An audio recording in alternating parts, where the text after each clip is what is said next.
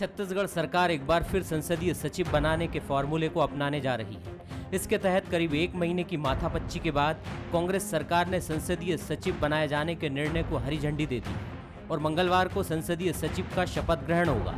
15 नाम संसदीय सचिवों के सरकार ने तय किए हैं, जिसमें द्वारकाधीश यादव, विनोद सोवनलाल चंद्राकर, चंद्रदेव राय, शकुंतला साहू, विकास उपाध्याय, अंबिका सिंहदेव, चिंतामणि महाराज, यूडी मिंज, पारसनाथ राजवाड़े, इंदर शाह, कुंवर सिंह निषाद, गुरुदयाल सिंह बंजारे, डॉक्टर रशीम आशीष सिंह, शिशुपाल सोरी और रेखचंद जैन शामिल हैं।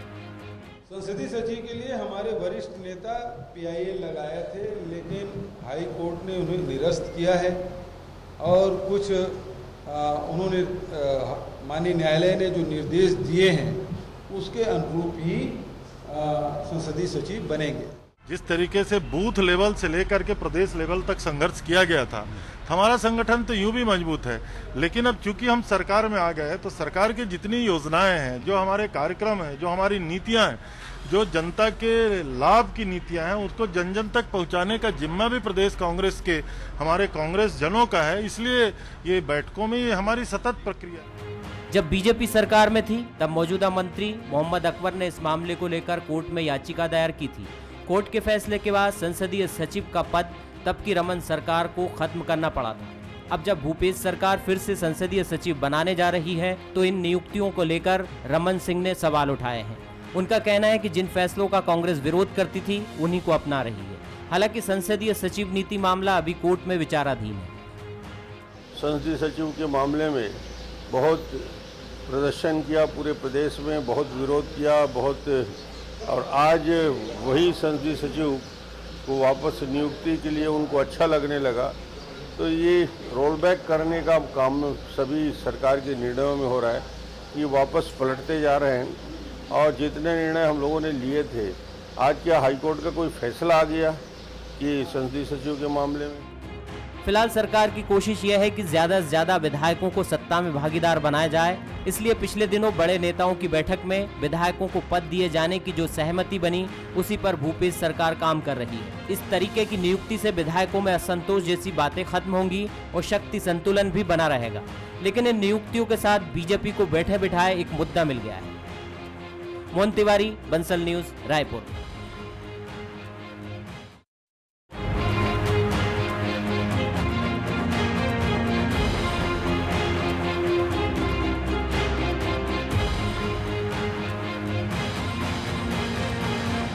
नमस्कार, स्वागत है आपका। मैं हूं अभिषेक शुक्ल। आखिरकार शपथ की घड़ी आ गई, जिसका इंतजार काफी दिनों से था।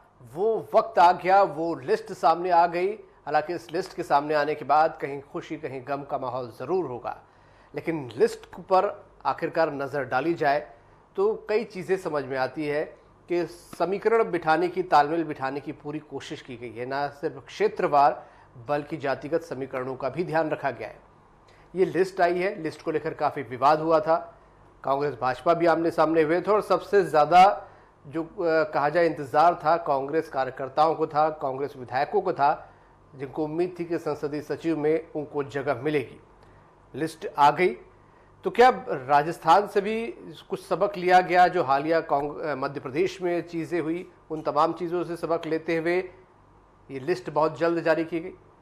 बहुत सारे सवाल हैं, इस पर हम विस्तार से चर्चा करते हैं। खास मेहमान हमारे साथ हैं, सुशीलानंद शुक्ला जी हैं कांग्रेस से, सच्चिदानंद उपासने जी हमारे साथ भाजपा से, और स्टेट एडिटर धनवेंद्र जायसवाल जी हमारे साथ। धनवेंद्र जी, पहले मैं सवाल आपसे ही करूंगा। लिस्ट आपने देखी है, क्या जातिगत समीकरण बिठाया गया या नेताओं के बीच तालमेल बिठाने की कोशिश की गई? क्या समझ आ रहा है इस लिस्ट को देखकर? देखिए, तमाम तरह के समीकरण को ध्यान में रखा गया है, चाहे वो क्षेत्रवार समीकरण हो, चाहे जातिगत समीकरण हो, चाहे लोकसभा क्षेत्रवार व्यवस्थाओं को देखते हुए तमाम चीज़ों को इसमें व्यवस्थित करने की कोशिश की गई है। सबसे ज़्यादा आबादी प्रदेश में ओबीसी की है, लिहाजा ओबीसी से 5 लोग हैं। शेड्यूल कास्ट के सबसे कम 2 हैं, जनरल क्लास से 4 है और शेड्यूल ट्राइब से 4। इस तरीके से तालमेल बिठाया गया है।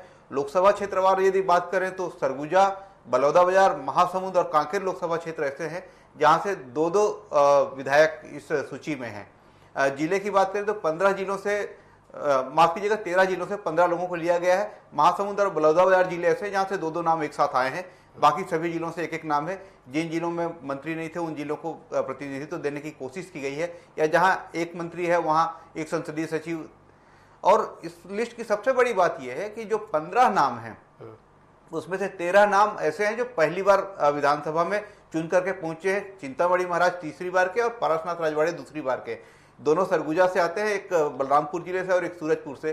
तो सरगुजा क्षेत्र में जो लोग विधायक चुन करके आए हैं उसमें लगभग सारे लोग सीनियर हैं, कोई पहली बार चुन करके नहीं आए हैं। वहां से 2 मंत्री भी हैं, टी.एस. सिंहदेव और अमरजीत भगत। इसके अलावा जो लोग बचे वो सारे सीनियर लोग ही हैं।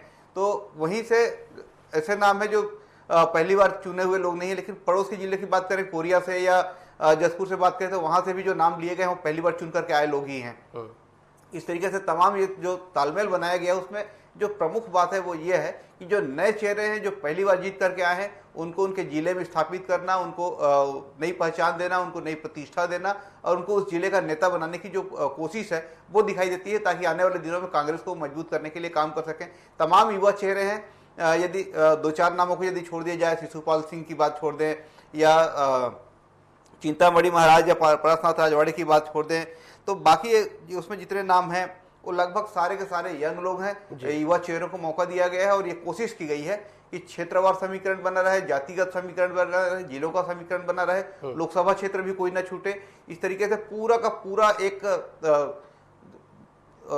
ऐसा मतलब व्यूह रचना तैयार की गई कि सारे के सारे लोगों को संतुष्ट भी किया जा सके और सभी क्षेत्रों के लोगों को मौका भी मिल सके।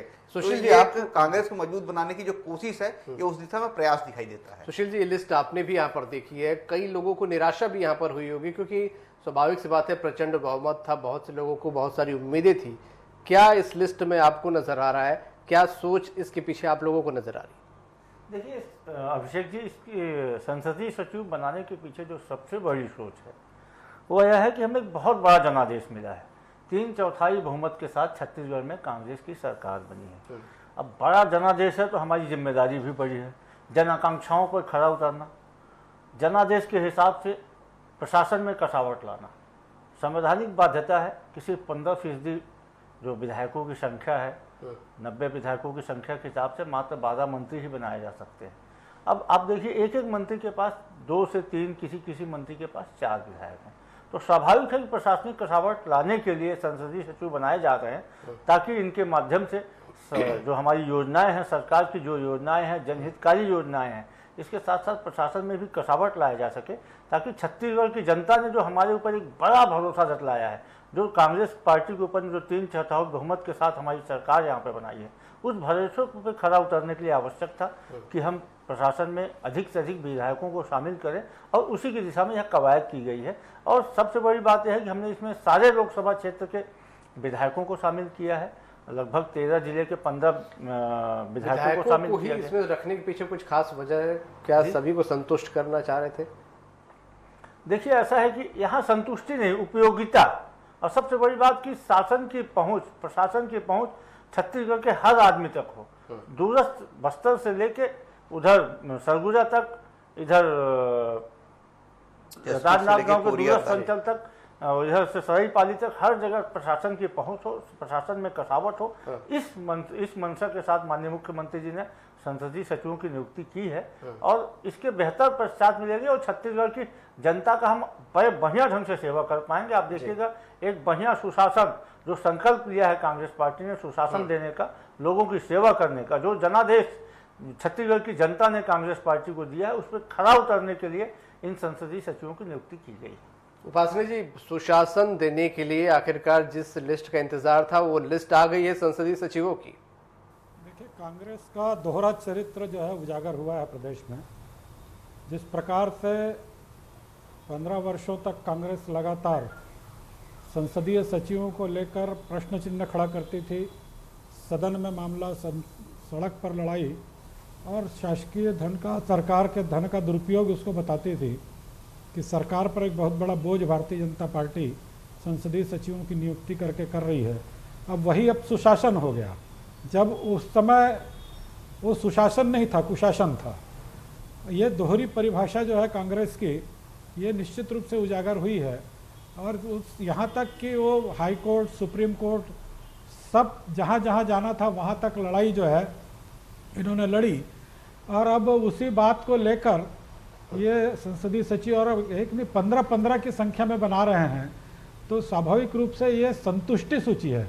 ये कोई प्रशासन को चुस्त दुरुस्त करने की सूची नहीं है। जिस प्रकार से कांग्रेस पूरे देश भर में, चाहे वो राजस्थान का मामला हो, चाहे मध्य प्रदेश का मामला हो, जहाँ जहाँ सरकारें हैं वहाँ जिस प्रकार का असंतोष जाहिर हो रहा है, सड़कों पर आ रहा है, और उसके दृष्टि से ये संतुष्ट करने के लिए कि कहीं भी इस प्रकार का विस्फोट छत्तीसगढ़ में न हो जाए। और आप देखेंगे सूची में कि सब नए लोग हैं और सारे पुराने लोगों को इसमें दरकिनार किया गया, जो वरिष्ठ रहे हैं, जो कभी जिनकी छत्तीसगढ़ में मध्य प्रदेश के मुख्यमंत्री के समान भी वजूद रहा करता था, तूती बोलती थी, ऐसे लोग जो है वो इस सूची से बाहर हैं। तो ये भी एक प्रकार से आंतरिक गुटबाजी का ही स्वरूप है कि जिसके चलते जो है वरिष्ठ लोग आज इस सूची से बाहर दिख रहे हैं। तो ये कहीं ना कहीं कांग्रेस ने अपनी असलियत बता दी है कि हम केवल विरोध के लिए विरोध करते हैं, लेकिन हमारे खाने के दांत अलग हैं, दिखाने के दांत अलग हैं। ये बात जो है कांग्रेस ने आज उजागर कर दी। सुशील जी बोलिए। सुशील जी, देखिए अभिषेक जी, जैसा अभी श्री सच्चिदानंद उपासने जी कह रहे थे, यह बोल रहे थे कांग्रेस का इस संसदीय सचिव के मामले में दोहरा चरित्र उजागर हो रहा है। मैं दो सवाल इनके माध्यम से जानना चाहूंगा, आपके माध्यम से इनसे पूछना चाहूंगा। क्या भारतीय जनता पार्टी आज इस चीज को मान रही है कि उसने संसदीय सचिवों की नियुक्ति करके छत्तीसगढ़ के खजाने पर बोझ डाला था? यदि हमारी नियुक्ति, हमारी सरकार के द्वारा की जा रही नियुक्ति छत्तीसगढ़ के खजाने पर बोझ है, तो क्या आज भारतीय जनता पार्टी यह स्वीकार कर रही है कि जो उसने किया था छत्तीसगढ़ के खजाने पे बोझ था? पहली बात। दूसरी बात, जब छत्तीसगढ़ में भारतीय जनता पार्टी ने संसदीय सचिवों की नियुक्ति की थी, उसी समय भारतीय जनता पार्टी की केंद्रीय नेतृत्व ने दिल्ली में केजरीवाल की सरकार में हुए संसदीय सचिवों की नियुक्तियों का विरोध किया था, अदालती लड़ाई की थी। केरल में संसदीय सचिवों की नियुक्ति का भारतीय जनता पार्टी ने विरोध किया था। तो दोहरा चरित्र तो भारतीय जनता पार्टी का उजागर होता है। इसके साथ ही मैं जहां तक छत्तीसगढ़ में हमारे द्वारा जो संसदीय सचिव का विरोध किया गया था, हमने विरोध किया था, हमारे वरिष्ठ मंत्री जो आज माननीय मोहम्मद अकबर जी हैं, उस समय हमारे वरिष्ठ नेता मोहम्मद अकबर जी ने संसदीय सचिवों की नियुक्ति का विरोध किया था, हाई कोर्ट में भी गए थे। माननीय हाई कोर्ट ने हमारे सारे तर्कों को खारिज कर दिया। माननीय हाई कोर्ट ने तत्कालीन रमन सरकार के द्वारा नियुक्त किए गए संसदीय सचिवों को संवैधानिक बताया था। हाई कोर्ट के निर्णय के बाद मैं समझता हूं कि सभी प्रकार के राजनीतिक और कानूनी पहलू समाप्त हो जाते हैं। इसके बाद में किसी भी प्रकार की किंतु परंतु विचार की गुंजाइश नहीं बचती है। यदि माननीय हाई कोर्ट ने हमारे तर्कों को खारिज करके छत्तीसगढ़ में संसदीय सचिवों की नियुक्ति के फैसले को सही माना, तो माननीय हाई कोर्ट के फैसले के आधार पर यदि हम आज संसदीय सचिवों की नियुक्ति करने जा रहे हैं, तो भारतीय जनता पार्टी की पेट में पीड़ा क्यों हो रही है? क्या आज भारतीय जनता पार्टी के नेता इस मंच के माध्यम से, आपके लोकप्रिय टीवी के माध्यम से छत्तीसगढ़ की जनता के सामने इस बात को भी स्वीकार करेंगे कि उन्होंने 15 साल तक संसदीय सचिव बनाकर छत्तीसगढ़ के खजाने पे वोट डाला था? कोर्ट में सारी चीजें साफ हो चुकी थी, कहना है कांग्रेस का। देखिए, ये जो जिस प्रकार से बात कर रहे हैं, ये स्वयं ही स्वीकार कर रहे हैं। ये खुद इन्होंने आरोप लगाया था, हमने नहीं कहा था। हम तो नियुक्तियां की थी हमने, और कुछ सुशासन के लिए की थी। अब ये उस समय कहते थे कि ये अर्थतंत्र का दुरुपयोग हो रहा है, सरकारी खजाने पर एक प्रकार का बोझ है, छत्तीसगढ़ के खजाने को लूटा जा रहा है। अब आज क्या हो गया? जो लोग छत्तीसगढ़ की बात करते हैं, एक एंगल ये भी है, अगर उस समय आप लोगों को सही लगता था तो आज सही क्यों नहीं लग रहा है? आज वो नहीं, हमको तो सही लगता ही था, इनको गलत लगता था, तो आज इनको सही क्यों लग रहा है? ये बात है ना। जो बात इन लोग और सड़क की लड़ाई में आज आप जो बात भारतीय जनता पार्टी के खिलाफ प्रचारित प्रसारित कर रहे थे, आज हम जो है यदि इस बात को कह रहे हैं तो इनको पीड़ा क्यों हो रही है? आज हमने तो आप ही सुप्रीम कोर्ट तक गए, आपकी मंशा थी कि किसी प्रकार से आज आप लोगों को क्या ये सही लगता है हो जाए कि आप लोगों का जो 15 साल का डिसीजन सही था? और सुप्रीम कोर्ट आपके नहीं, निश्चित रूप से सही था, हमारा डिसीजन सही था। हम सुशासन के लिए हमने नियुक्तियां की थी, पर इतनी बड़ी मात्रा में नहीं की थी कि सरकारी खजाना जब आज कंगाली के कगार पर है, आज कर्ज तले बोझ तले जो है प्रदेश डूब रहा है, लगातार कर्ज लिया जा रहा है, और वैसे समय में खर्च में कटौती की बात की जा रही है, और वैसे समय में 15-15 बोलना चाह रहे हैं, उनका जवाब भी ले लेता हूं। और सरकार के खजाने पर एक प्रकार का बड़ा बोझ डालना चाह रहे हैं। अरे उपासना जी, अब आपका खत्म हो गया, हमारा अवसर है। मानिए, अब सुन लीजिए। देखिए, यदि छत्तीसगढ़ में, जैसा भारतीय जनता पार्टी के हमारे आदरणीय मित्र बता रहे हैं कि छत्तीसगढ़ में आर्थिक संकट की स्थिति है, तो छत्तीसगढ़ की सरकार ने कोरोना के लिए 30,000 करोड़ का माननीय प्रधानमंत्री के पास पैकेज मांगा है। भारतीय जनता पार्टी के छत्तीसगढ़ के 9 सांसद हैं। छत्तीसगढ़ की जनता के प्रति उनकी भी जवाबदेही बनती है। किसी ने भी इसके लिए समर्थन में क्यों माननीय प्रधानमंत्री जी को नहीं कहा? दूसरी बात, है छत्तीसगढ़ की आर्थिक स्थिति बदहाल है तो उसके लिए तो जिम्मेदारी आपकी बनती है। 1.5 साल पहले आपने लगभग 56,000 करोड़ रुपए का कर्ज छत्तीसगढ़ खजाने को देके गए थे, पहली बात। दूसरी बात, आप चित भी आपकी, पट भी आपकी। उस समय आप जो संसदीय सचिव नियुक्त किए थे तब वो सारे चीज वैध थे। ये यार संसदीय सचिव नियुक्त किए जा रहे खजाने पे बोझ है।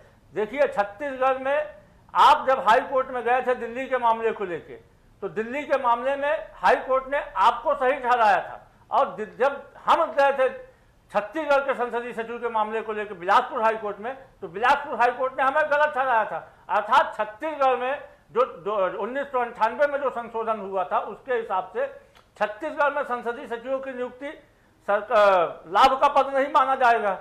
ऐसा संशोधन हुआ था विधानसभा में, उसी के आधार पर माननीय हाई कोर्ट ने हमारे रिट को खारिज कर दिया था, और आपके रिट को दिल्ली हाई कोर्ट ने दिल्ली के मामले में आपके पक्ष में फैसला दिया था। तो ऐसी स्थिति में चित भी आपकी, पट भी आपकी, व्याख्या, कानून की व्याख्या आपके हिसाब से, आपकी सहूलियत के हिसाब से नहीं होगी।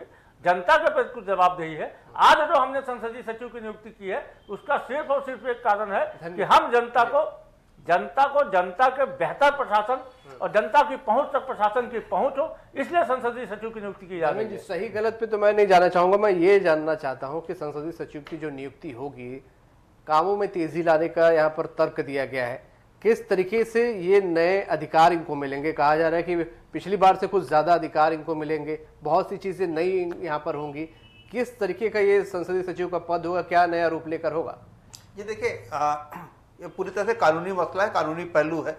बिलासपुर हाई कोर्ट ने कांग्रेस के मोहम्मद अकबर के पिटीशन के खिलाफ फैसला दिया, यानी संसदीय सचिवों की नियुक्ति को सही ठहराया, और सुप्रीम कोर्ट ने तो इस पिटीशन को सुनने से पहले ही खारिज कर दिया, उसने एडमिट ही नहीं किया था। तो एक तरीके से इसकी कानूनी मान्यता मिली, और बिलासपुर हाई कोर्ट ने जो फैसला दिया है उसमें संसदीय सचिवों के अधिकार बढ़ेंगे नहीं, उसके बदले में बिलासपुर हाई कोर्ट ने संसदीय सचिवों के अधिकार को सीमित किया है, और उसके आधार पर विधानसभा में संसदीय सचिव मंत्री का सहयोग नहीं कर सकेंगे, मंत्री की जगह वो जवाब नहीं दे पाएंगे, उनको मंत्रालय में फाइलें देखने का अधिकार नहीं होगा, उनके पास जो दूसरे प्रशासनिक अधिकार थे वो नहीं होंगे, उनको शिक्षानुदान जारी करने का अधिकार नहीं होगा। तो अभी के जो संसदीय सचिव हैं वो अपने मंत्रियों को उनके प्रशासनिक कामकाज में मदद कर सकेंगे, उनकी सलाह देने में उनका सहयोग कर सकेंगे, उनके क्रियान्वयन की मॉनिटरिंग में उनको सहयोग दे सकेंगे। तो इस तरीके से उनके अधिकार पहले से सीमित हुए हैं, और जो अब अधिकार हैं वो हाईकोर्ट ने एकदम क्लियर कर दिया है कि वो क्या क्या कर सकते हैं और क्या क्या नहीं करेंगे। तो उसमें बहुत ज्यादा गफलत की स्थिति भी नहीं है। लेकिन जो संसदीय सचिवों की नियुक्ति है उसको कोर्ट ने चूंकि जायज ठहरा दिया है, तो उसके अब नैतिक पक्ष का कोई प्रश्न ही नहीं रह गया, क्योंकि कानूनी पक्ष सामने है। तो जब इस तरह के कोई मामले आते हैं तो उसमें कानूनी पक्ष ज्यादा महत्वपूर्ण होता है, मुझे ऐसा लगता है। फिर नैतिक पक्ष का उतना ज्यादा महत्व नहीं रह गया है, क्योंकि अब जो राजनीतिक परिदृश्य है उसमें नैतिक पक्ष को लेकर बहुत ज्यादा बातें भी होती है। यदि हम देशव्यापी परिदृश्य की भी बात करें तो नैतिक पक्ष को लेकर के बहुत ज्यादा जोर अब नहीं रह गया, जो कानूनी पक्ष है वही महत्वपूर्ण रह गया है। उपासनी जी से मैं एक सवाल करूंगा, समय कम है। उपासनी जी, बहुत संक्षेप में जानना चाहूंगा, अब सही गलत तो ये पीछे छूट चुका है, संसदीय सचिव बनने जा रहे हैं, कोई सलाह देना चाहेंगे विपक्ष के तौर पे? नहीं, देखिए, अधिकार विहीन संसदीय सचिव केवल एक राजनीतिक संतुष्टि के लिए ही इस प्रकार की कवायद की जा रही है, क्योंकि कांग्रेस में अभी जो भय व्याप्त है, जिस प्रकार से राजस्थान में हुआ है, जिस प्रकार से मध्य प्रदेश में हुआ है, वो छत्तीसगढ़ में न हो, इस दृष्टि से जो है इस प्रकार की कवायद जो है यहाँ पर की जा रही है। इसके जब हमारे समय तो अधिकार थे, अधिकारों से लेस थे, सारे अधिकार उनके पास थे, लेकिन अब तो सुप्रीम कोर्ट हाई कोर्ट के निर्देशों के अनुसार केवल एक क्लरिकल जॉब है उनके पास रहेगा।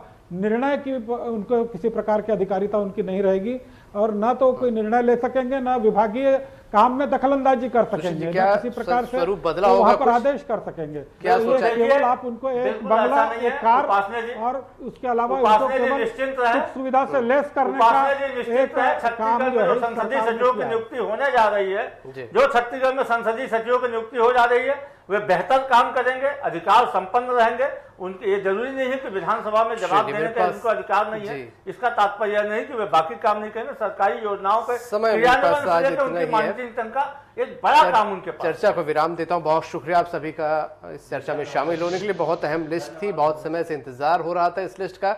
आखिरकार ये लिस्ट सामने आ गई है। क्या इनके अधिकार होंगे, क्या इनका स्वरूप होगा, आने वाला वक्त बताएगा। किस तरीके से कसावट में मदद करेंगे, इस पर खास तौर पर सबकी निगाहें होंगी। आज का मुद्दा में इतना ही।